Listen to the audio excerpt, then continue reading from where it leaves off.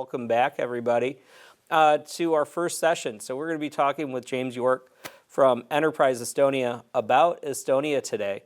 And it's been nice getting to know him over the last 18 months, working with him and learning more about his country.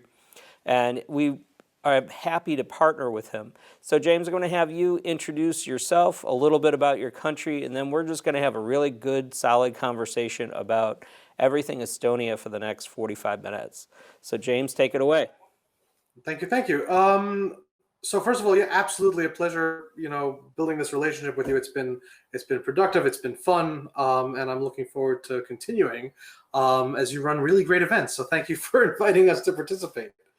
My name is James York. I am the Director of U.S. Business and Innovation for Enterprise Estonia. Enterprise Estonia is the public trade and investment promotion agency representing the business environment of the country. Normally, when it is not whatever 2020 is, I am based out of the Consulate General of Estonia in New York, 2 blocks up from the UN in Manhattan.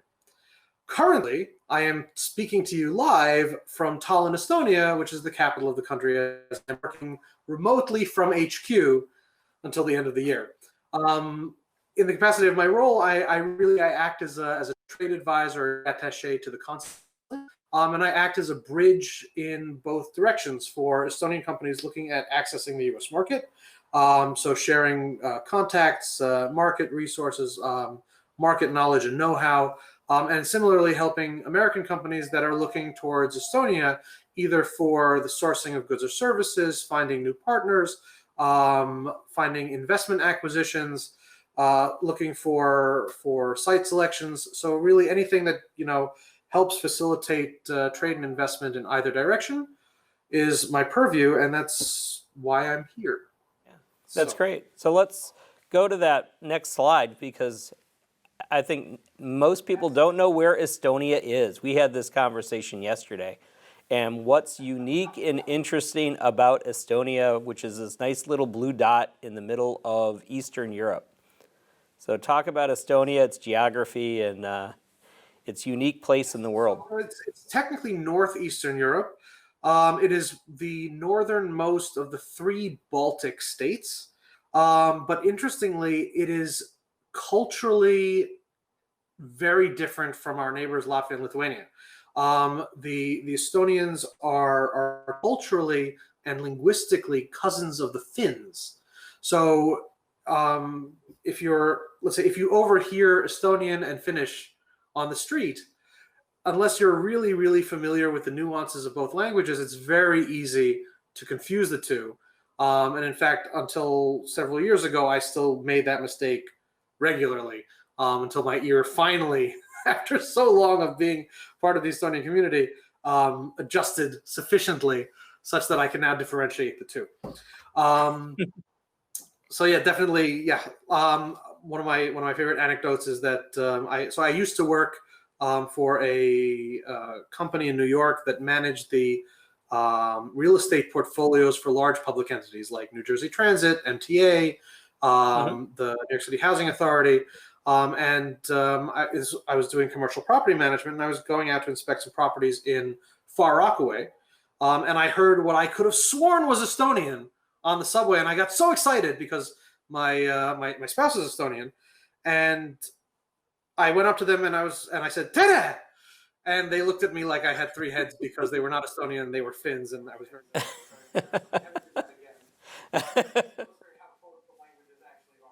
right.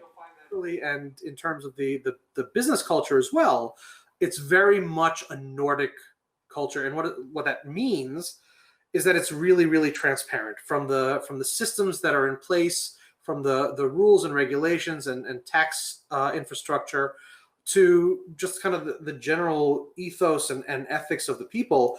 If an Estonian tells you that they will do something, they will do it. It's not a question. It will happen. It's that kind of straightforwardness. And similarly, where maybe on the American side, we're used to kind of trying to oversell things sometimes. An Estonian will barely sell you at all. They'll just make the offer, and you don't need to go back for a second and third time to negotiate because the offer that they put in front of you is already their best offer because you either like it or you don't. So there's a really interesting aspect to it when you put both cultures together. And once each side understands the nuances and the preference of the other, then they're very, very compatible. But if either side is not aware of the cultural preference, then you have the American side looking to negotiate with the Estonian side scratching their head saying, yeah, no, but this is what it is. And similarly, if the Estonian side is looking for an offer from the US side, they may not understand that that's not the final offer. Yeah, and this is kind of interesting because was it week 2, we had our 3 companies from Estonia pitching to the United States. And they are in somewhat very direct and very focused on what they were looking for. And in the United States, we tend to want to get to know you, like, and trust you before we start doing business. And so that was an interesting thing. I know a little bit later I want to get some more feedback about that. But when we're still talking about Estonia itself, we have on the slide, we talk about it's on the 59th parallel. I think we're about latitude 35. So let's kind of go through the climate of Estonia, because I think you were telling me that it's 6 hours of overcast right now is your weather for the fall. I will say that this year has been unseasonably warm, bright, and sunny, which is lovely. But normally this time of year, it's already full on winter. At the moment, this is more like a New York fall, which so for me is very comfortable and nice. But yet normally you expect to be quite cold at the end of October, and we're not, which is nice.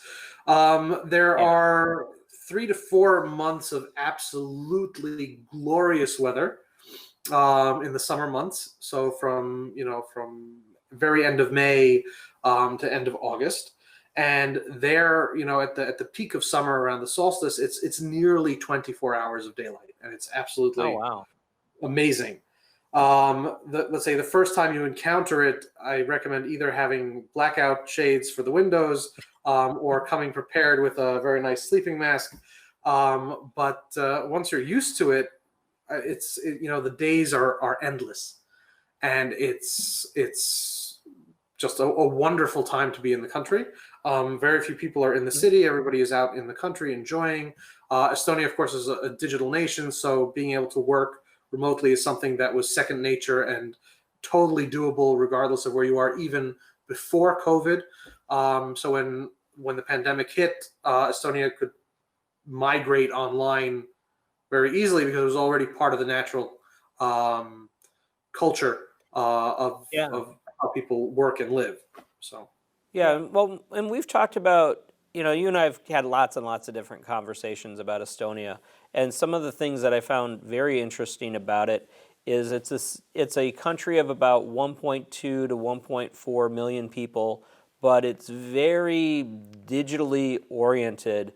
And talk about the whole e-governance mindset, which for Americans is almost a dream of efficiency that we don't readily see here. Yes, in Estonia, the words efficiency and government are often found in the same sentence, which is quite alien for us in the States.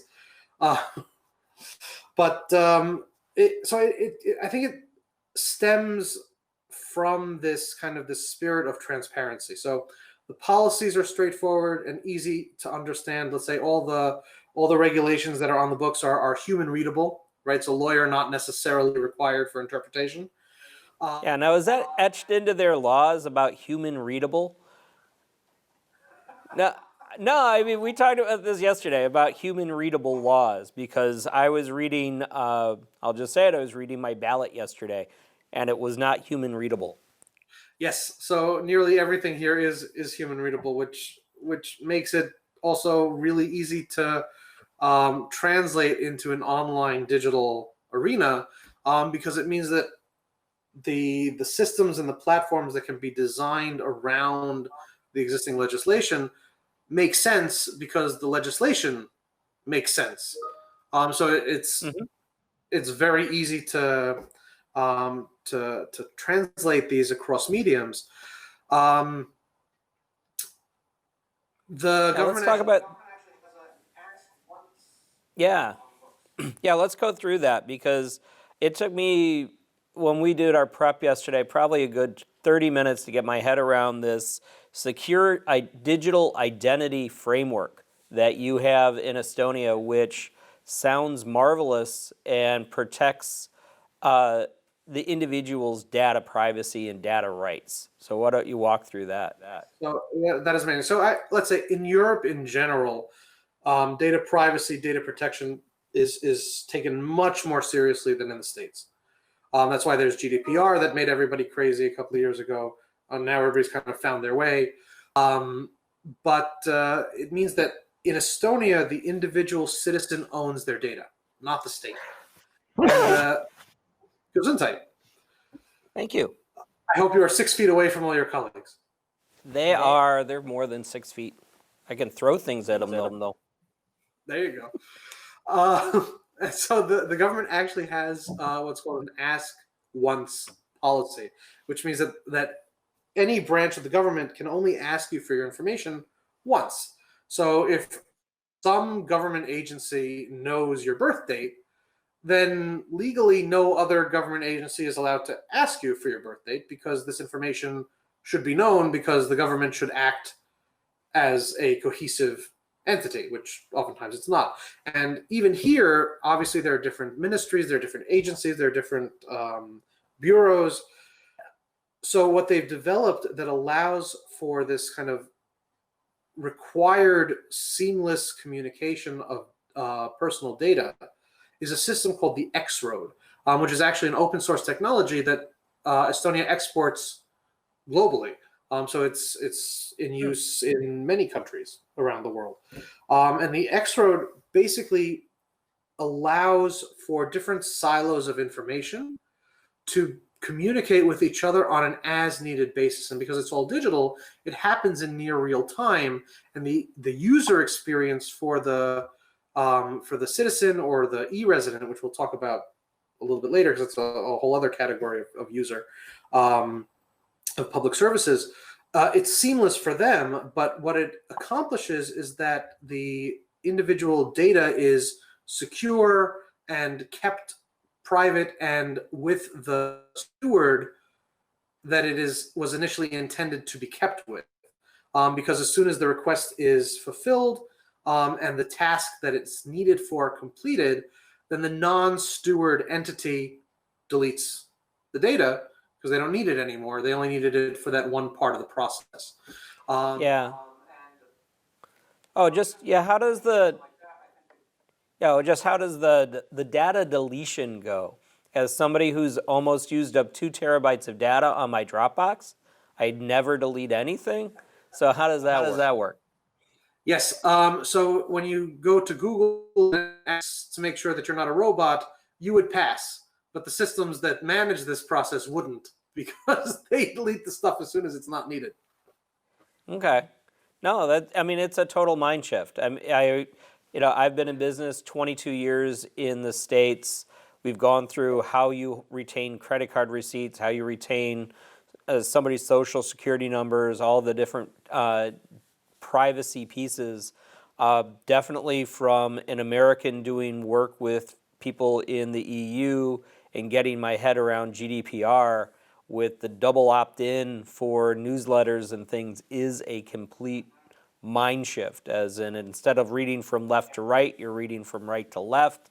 It's a completely different experience, but that actually becomes a really great opportunity for working with Estonia because you have, in addition to your e-governance mandates and the programs that I've been fortunate to attend over the last couple of years, if you are thinking about expanding your U.S. operation to the EU, Estonia becomes a great on-ramp for that. And so, James, walk us through some of the e-visas as well as your digital nomad pieces, because they are just fascinating. Yes, so you can jump forward to the 1, 2, 3, 4, 5th slide, please. Oh, good. So we'll start up 2 more. There we are.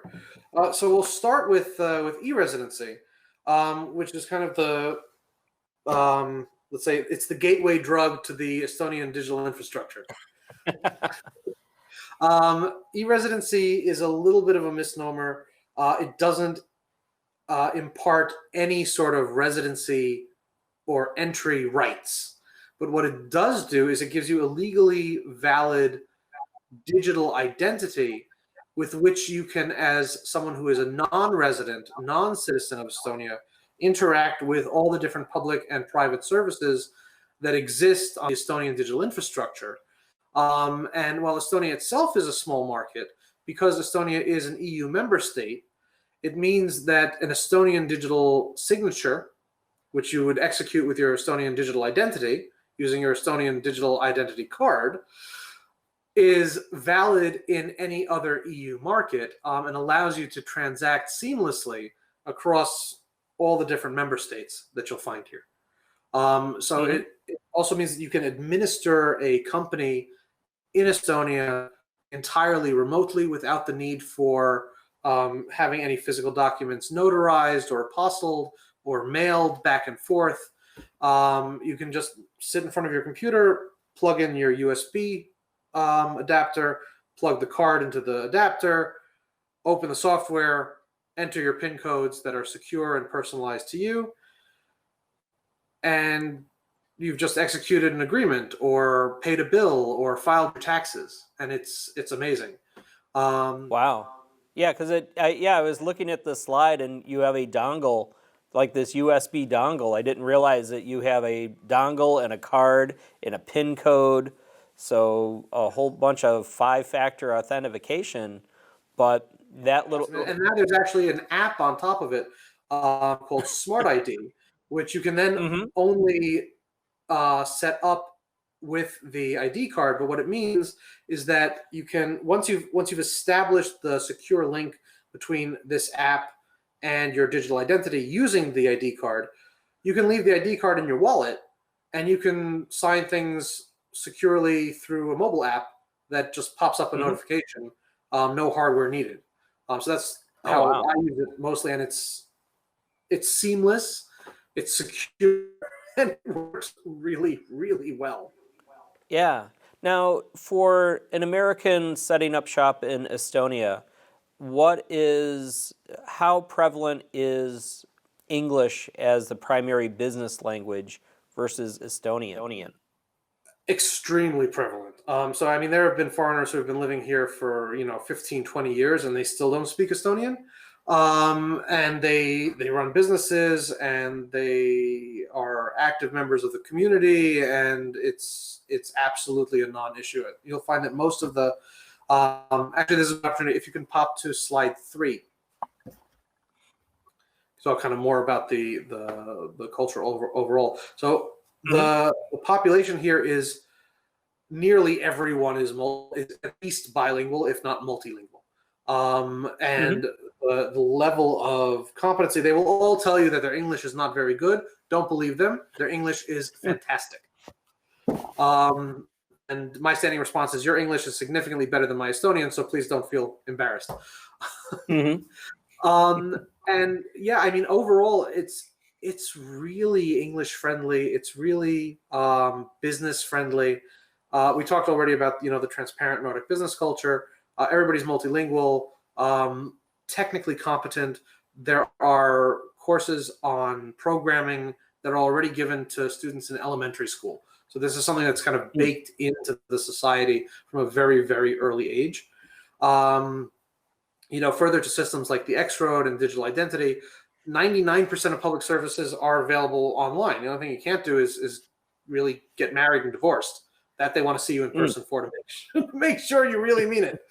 Right. And yeah, I mean, it's yeah. So let's talk about we've talked about, or we've met a number of companies that are looking to come to the United States.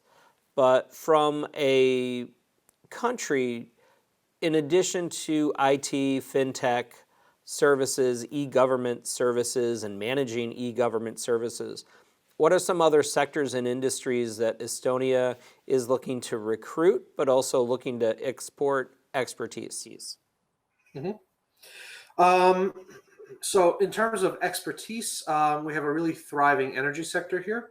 And a lot of energy in Estonia is produced from oil shale.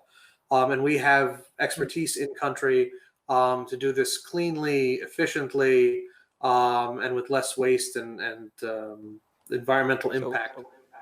Yeah, so we would call shale fracking in the United States. So that's fracking for us Americans who only use it as the F word. Yeah, exactly. So we know how to do that here nicely. And that's, in terms of expertise, I mean, that's a huge one.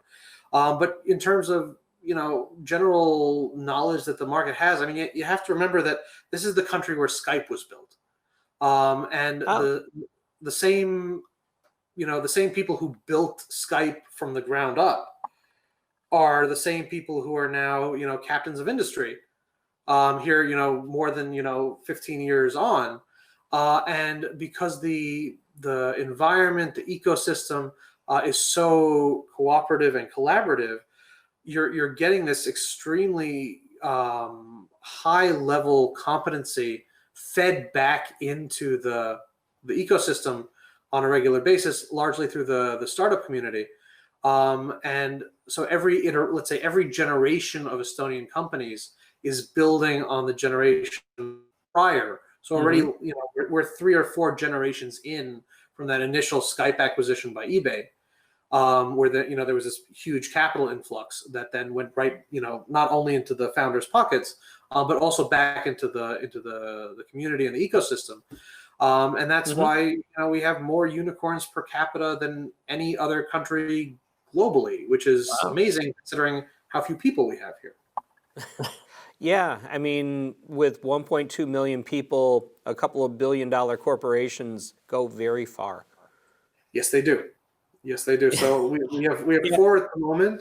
TransferWise, which is this international money remittance. So in the U.S., their main competitor really is Western Union because that's what most people are used to. In Europe, it's more banks because obviously in Europe, everything's operating on the IBAN, so it's cross-currency transfers are just easier to do through your bank portal, but cheaper to do through TransferWise. Yeah, and you make it. Oh yeah, FinTech is good. Yeah, talk about FinTech because you've had some great conferences on that too. Next slide, we have Playtech, which is an Estonian-Israeli venture that does all sorts of online gambling. We have Bolt, which is the largest competitor to Uber outside of the U.S. And of course Skype, which was the first of our unicorns, and we've got another 1 or 2 in the pipeline that I think we will be seeing joining the unicorn club within the next, let's say, 8 to 14 months. Oh, fantastic!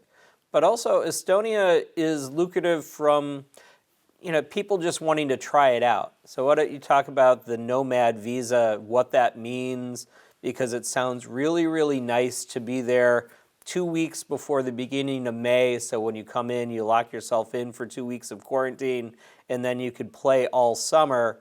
But walk through the Nomad Visa, what you can and cannot do, and then we'll talk about cost of living. Cool. So if you can switch to slide 6, please.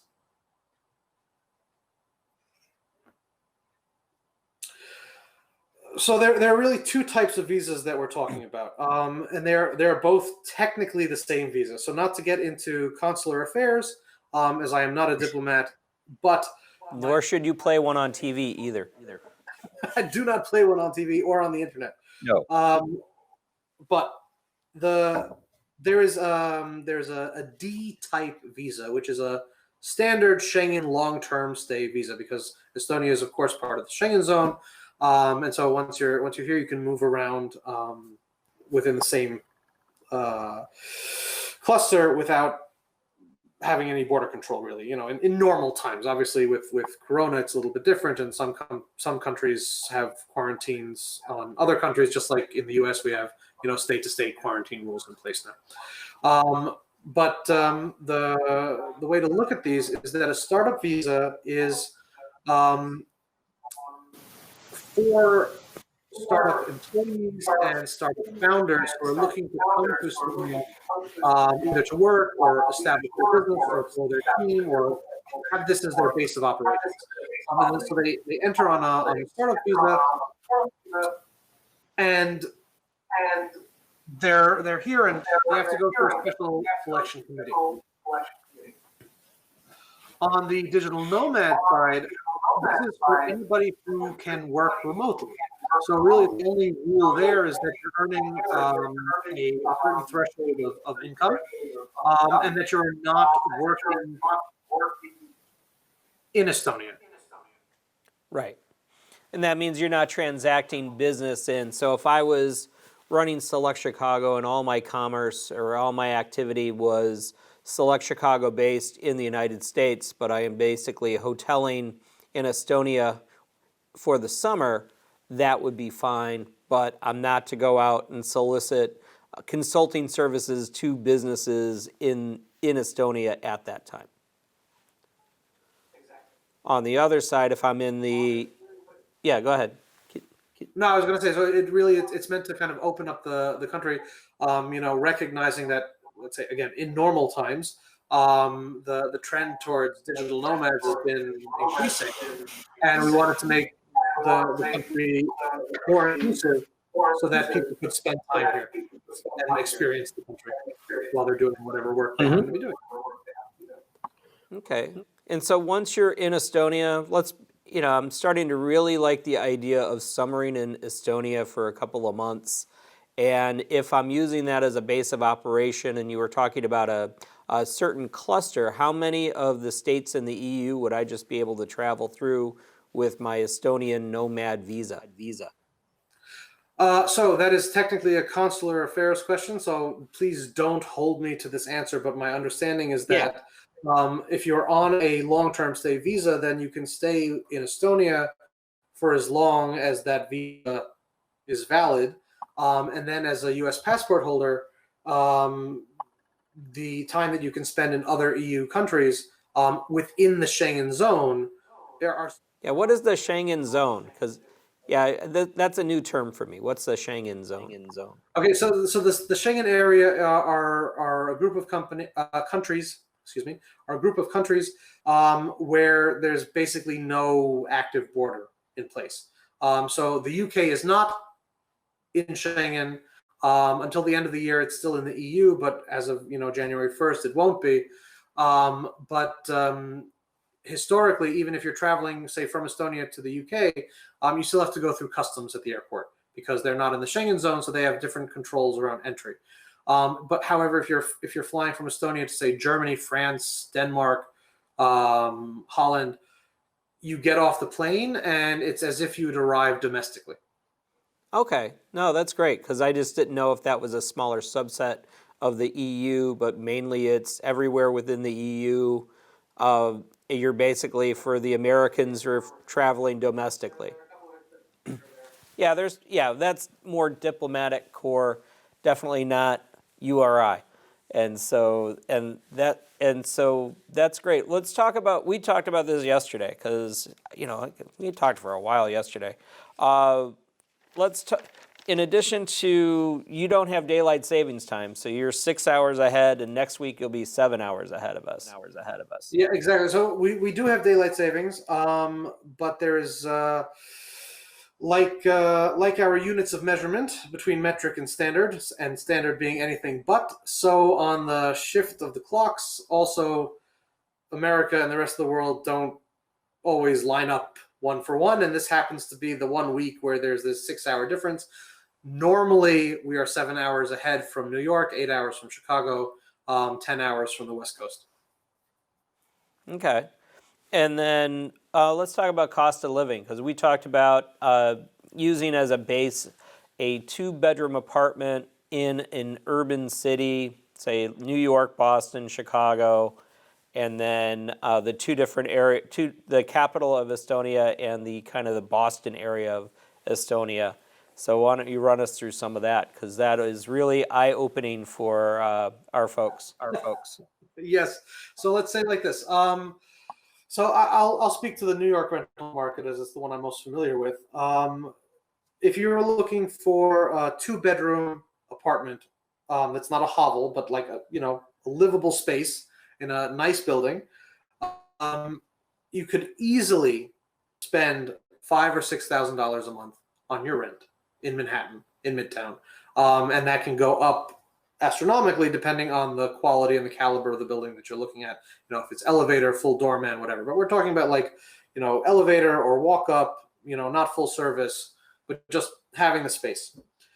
A comparable apartment here in the capital, in Tallinn, you could find for somewhere between 700 and 1,000 euros.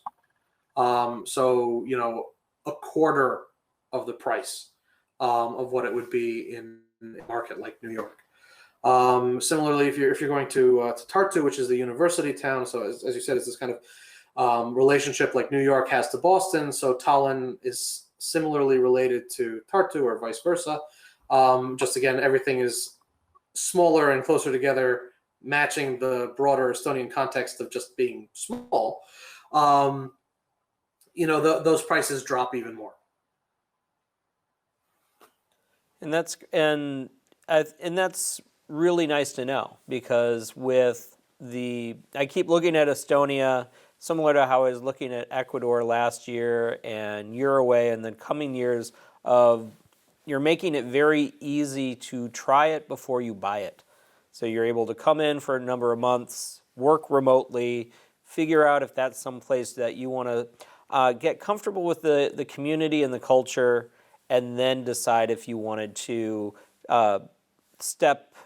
tiptoe in the waters for starting up internationally. Exactly. And so, well, let's pivot a little bit, going back to some of my notes from yesterday. We talked about food, and food is a little bit more expensive in Estonia, but also talk about the cuisine in Estonia. What types of foods are normally eaten?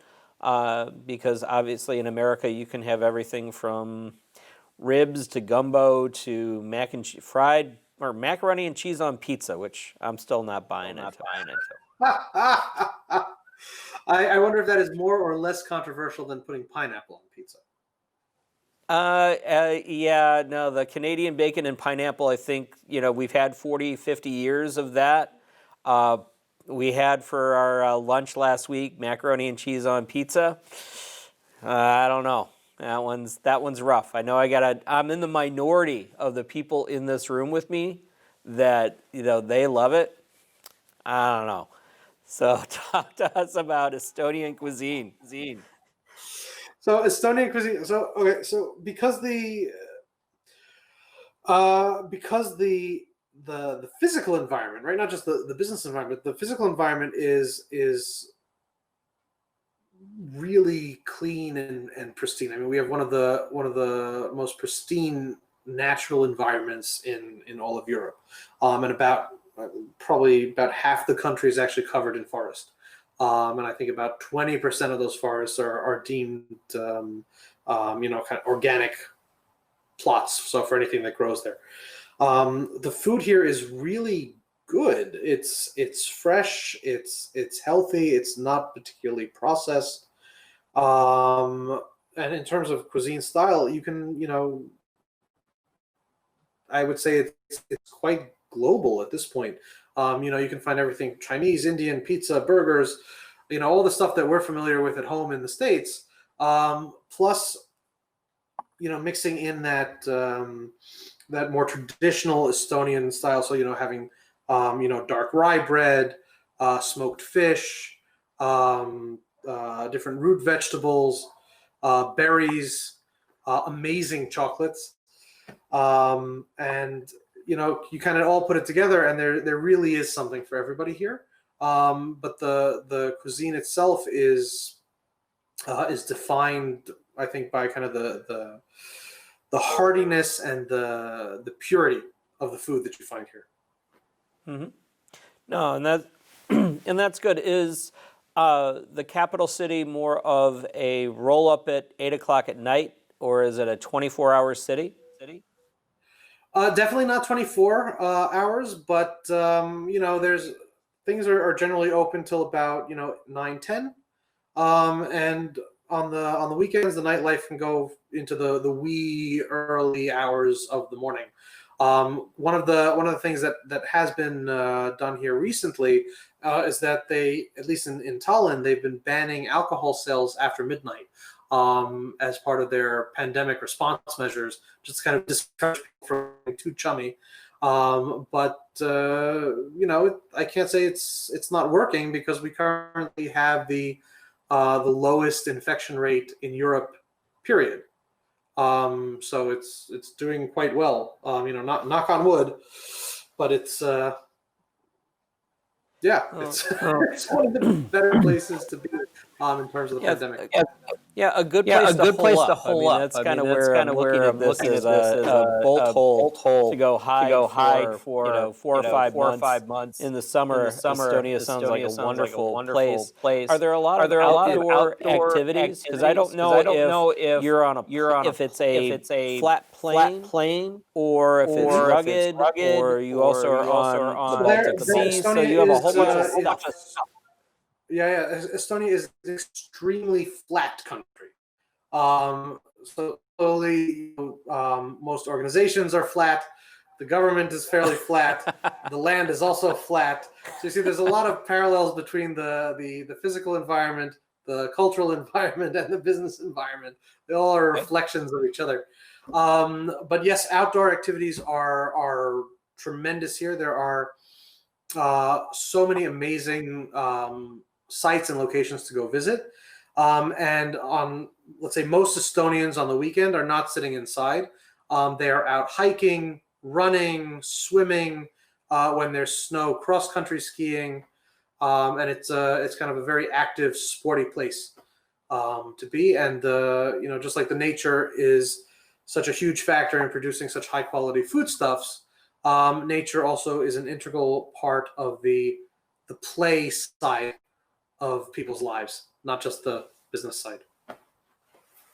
Okay. So let's talk about the work ethic of Estonians, because in Midwest, we have Friday is just 2 more working days until Monday. When I lived in Southern California, work was something to keep you occupied between the weekends. And, where does Estonia lie on that sliding scale? When it's work time, it's work time. When it's playtime, it's playtime. And Estonians are very good about kind of having this line around which work-life balance revolves. So, generally speaking, from 8 or 9 to 5 or 6, Monday to Friday, you'll find Estonians ready and available. If we're not talking about the startup ecosystem, because I think that's, startups, regardless of where they are in the world, work like startups do. They're almost their own culture. But if we're talking about the regular business environment, once it hits 6 o'clock, then, kindly wait for tomorrow for a response. But you'll get it first thing in the morning. Right. Well, and it sounds like that is a much more, I'll say, agreeable pace. As working through this conference, we're always getting material at 4 in the morning, 5 in the morning, to be prepped for 8 a.m. But I'm getting towards this live-work balance is really nice. But does that change in the winter months when the sun does not come up for the month of November, December, and January? Yes. People still, they meet friends, they go to dinners, they spend time with family. So I think the work-life balance is very strong here. And as the point on the slide that's up on the screen says now, the living is easy. And that really is the case. It's not just the living, transacting, conducting business, having a social life, um, being able to spend time with your family and not have it look like you're stealing time from work because you want to spend time with your child or with your spouse. That's just not an issue here. Everybody kind of respects that when you're working, and when you're not, and everybody's generally pretty good about it. Okay. And what's the demographics? I mean, is it a younger country, an older country? Uh, you know, talking about young talent. Definitely skews towards the younger side, and I think that.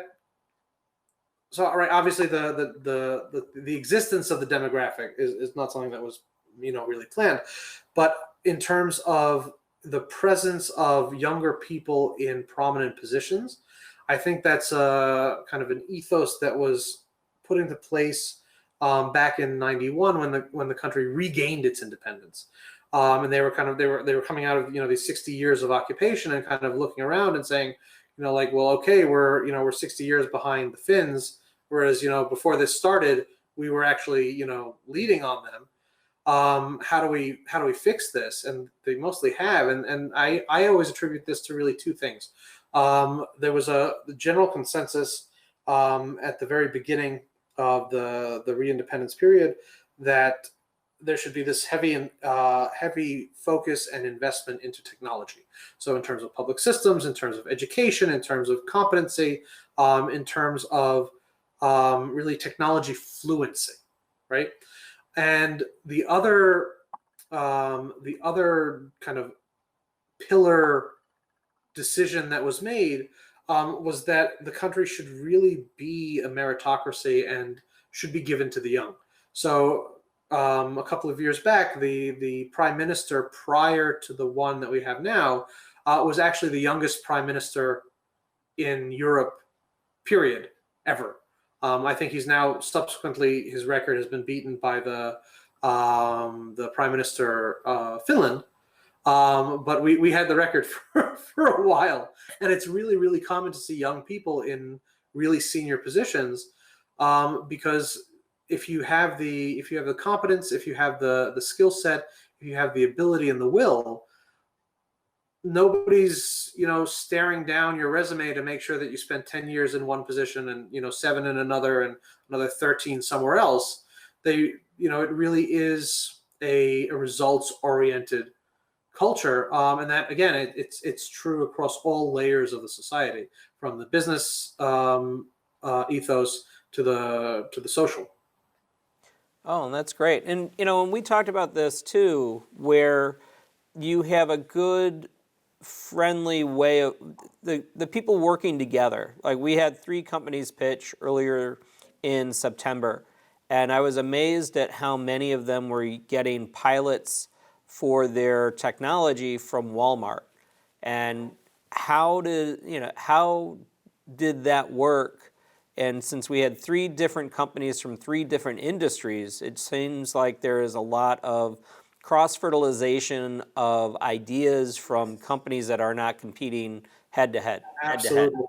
Absolutely. So obviously, if a company is a direct competitor of another company, then that's fair game. That's operates like anywhere else. But more generally, and I think this is a symptom of the small population. Everybody knows each other.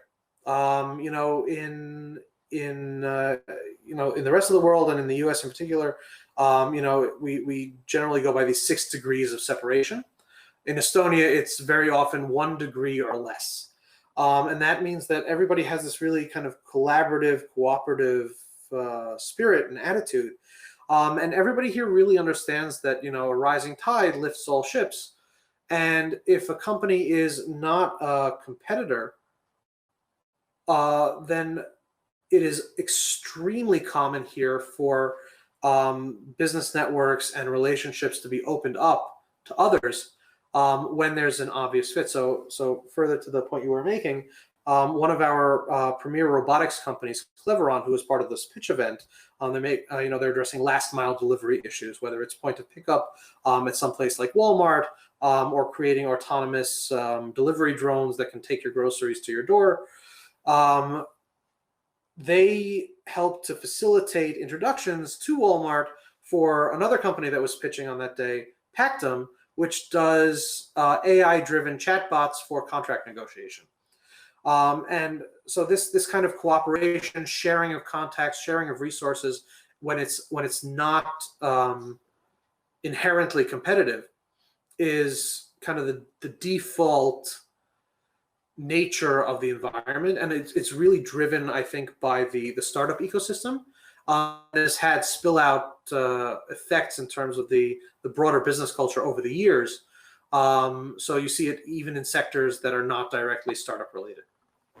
Okay. So with Estonia, what types of people and businesses and is it looking to recruit? Because it sounds like a great place for somebody coming out of college that has some coding background, that's really trying to go through a meritocracy versus a closed down ecosystem. So talk to me about what Estonia is looking for. Definitely, technical talent is always welcome. Even with such a large, technically competent workforce, IT solutions push on, and there is always a hunger and a need. But I think more importantly, Estonia is looking for doers.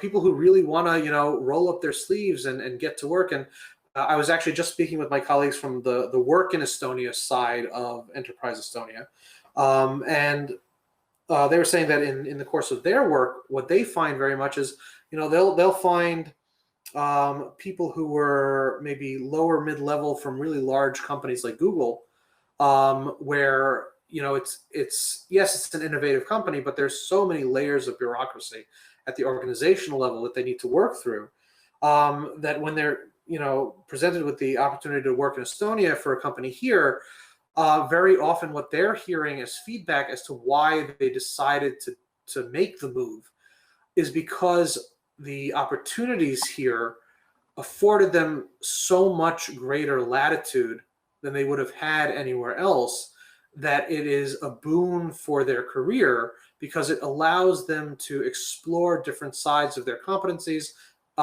develop new skills that they wouldn't have a means or an outlet to develop at other companies, particularly in the US.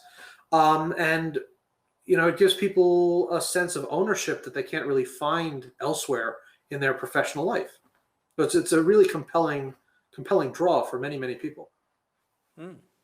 Great. Well, I know we only have a couple of minutes, and then we're going to wrap up today.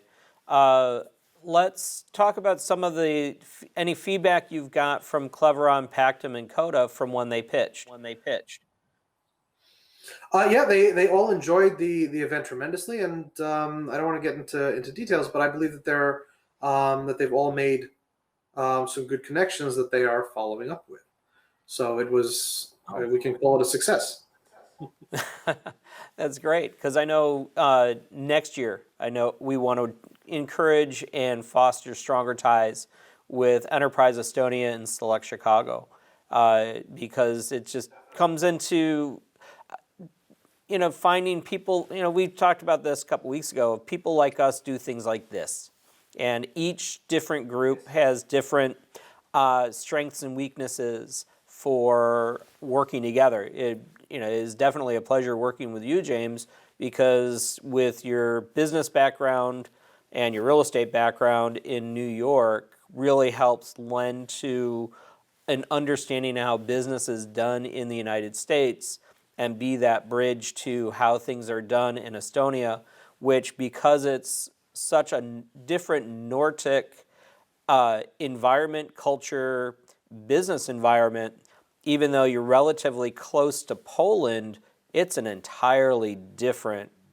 Yeah, exactly. So geographically close, but otherwise worlds apart. Mm-hmm. Right, because last week we had a number of companies from Poland pitching, and it is just interesting to see how, I would never say how they stack up and compete, but just the style, the nuance is terribly different. And we do enjoy our friends from Poland. So let me get that out straight, because I don't want to get anybody mad at me from that, and we're looking forward to doing more with Poland. And then I'll kind of pitch this to the people in our kind of our audience. Our hope next year is when we're doing these on a more monthly basis, as things open up, we'll have more of a studio audience with us. So I was going to ask anybody here if they had questions about Estonia. Everybody in this room is roughly 20 years younger than I am. So what you're talking about, meritocracy, opportunity, clean living, lack of sunlight is kind of an issue. I'll say that. But, what sounds interesting to you guys? Yeah, big vat of vitamin D. So go ahead, Cassandra. Yeah, did you hear that, James? So what did Estonia look like 10 years ago? And it sounds very progressive from a meritocracy standpoint. And how did that evolve to become the program that is today? So I first moved to Estonia in 2011, so almost 10 years ago now. And I think that there has been a really kind of seamless evolution from what I first encountered to what it is today. The main difference is, I think, being in how let's say the value proposition of the country is conveyed. So now, there are programs like Work in Estonia, like Eresidency, like the startup and digital Nomad Visa. These are all things that have been created and evolved over the last 5-6 years to reflect the kind of the overall intent and culture of the country that was already there. So there were, from the government side, there's been an active push to kind of formalize different programs to help facilitate what was already inherent in the society before. Okay, great. So, James, we're going to wrap this up with, my last question of this for today, and it's been great having you, is what are your plans for the next 3 months? How are you approaching the end of the year and looking forward to in 2021? Super. So first, while we're on our last minute, if you can just switch to the last slide so people have my contact information.